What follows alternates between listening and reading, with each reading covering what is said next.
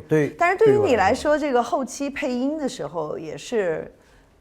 很有挑战。一直都记得自己的问题，就是说、我没有说标准的普通话。我的普通话是，就可能在录音师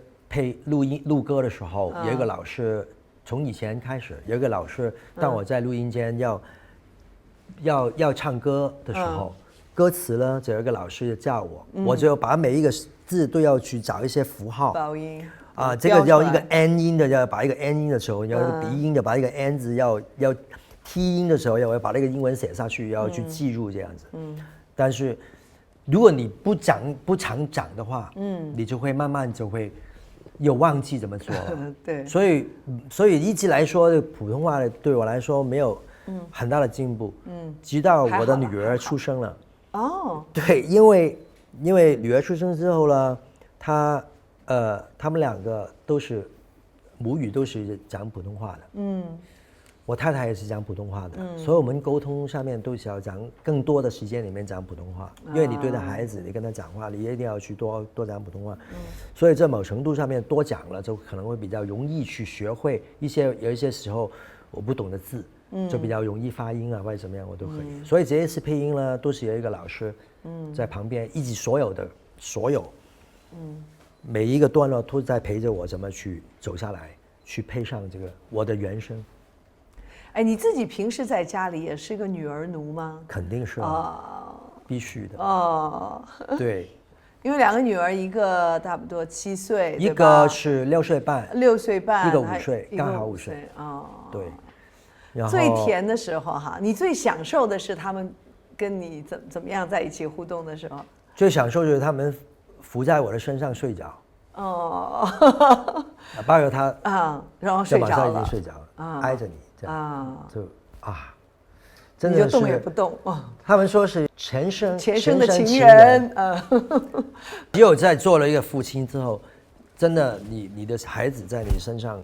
你才会感受他的体温。这个对，其实真的是很重要的哈，就是因为外边有很多的起起伏伏了。如果回到家有这么稳定的情感，还有两个贴在身上的，因为我这样过来，我每一天或者是都已经是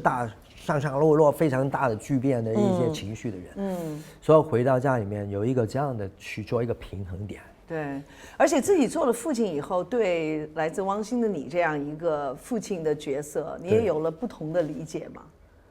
就是不是会更深刻的体会？对，也许会更细腻一点。你只是演那个不负责任的，你可以就属于一个不负责任的，好像有等于没有，就很容易演嘛，对不对？但是父子也有它的难度，就是那个时间，老实说，我还没有到很成熟。可能在娱乐圈里面当一个歌手，当一个舞者这样子，你都是每一天都很快乐的状态，你不懂得怎么样去。而且我的性格就是说，很难去对一个人去附和，就是要命令，有一种命令的语气。对，我从那个时间里面我不会，我都一直都是，很客气，很难去，你要去命令一个小孩子要做什么，因为那个时候斥责他，父子要有一种气场，在你的口语里面是有一股力，有一股力。这度力也是我从父子里面找到的。以前我没演过这样的东西，就是有一种在语言上面就出现的一种力量。这个父子里面就让我去体会这种力量。这一次呢？这次是不一样的，因为融化了，对女儿的相处啊，而且那个性格上面，张希望是一个很阳光，但是。他有没有什么能力？就是他热爱音乐，跟我有一点相近。对，他喜欢摇滚音乐，然后他也组成一个乐队。这我本身就是一个歌手，一个舞者，就是喜欢轻快的歌曲，所以他两者上面有一点相似，但是也有一点距离。但是我觉得对女儿份感情，我觉得做了爸爸以后，我觉得某程度上面你还会知道。因为那个时候，我的女儿还小，2岁多而已，一个才刚刚出生，对不对？但是我面对小露露了，她已经10岁了，7、8岁的所以他跟你对话的方式不一样。我真正的女儿她讲话，牙牙和学语都不太懂，你明白吗？在那个时间里面，但是你对一种女儿真实的一种关爱啊，就是真的有了一个小生命以后，她的成长，就是反而我会觉得，我跟在来自汪星的你，7岁的女儿，就会感觉突然变成长了啊，因为他戏里面说我就是很多童真的一个男生，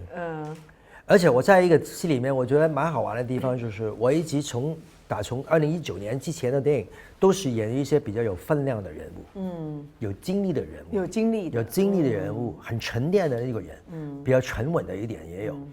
就很少去回到那种童真，非常童真，年纪比较小、比较轻的、很亲密的状态去面对一个女儿。跟女儿这个生活上面，在来自汪星的你，好像是哥哥跟妹妹的感觉，多于父亲跟女儿的纯的那种，很纯的那种感情，很纯的那种感情。所以两者是有一点分别的。但是剧情的发展，你会知道他还是一个父亲。你会觉得他的一个眼神上面去表达出来，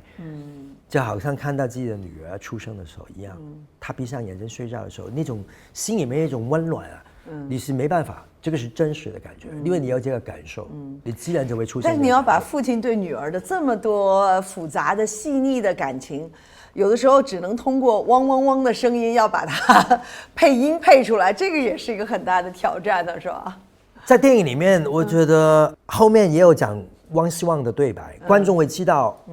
观众反而就会觉得，你们什么时候可以团聚啊？你们什么时候，露露你可以认得，现在一条狗就是你的爸爸，你们两个什么时候可以上映啊？一直要观众去期待，就是剧情里面牵引着观众的心，而且不断发展了很多的笑料，因为人跟动物两个碰撞的时间里面，不仅是有一种在行动上面的两者的差距，加上他是一个爸爸，观众觉得他是一个人，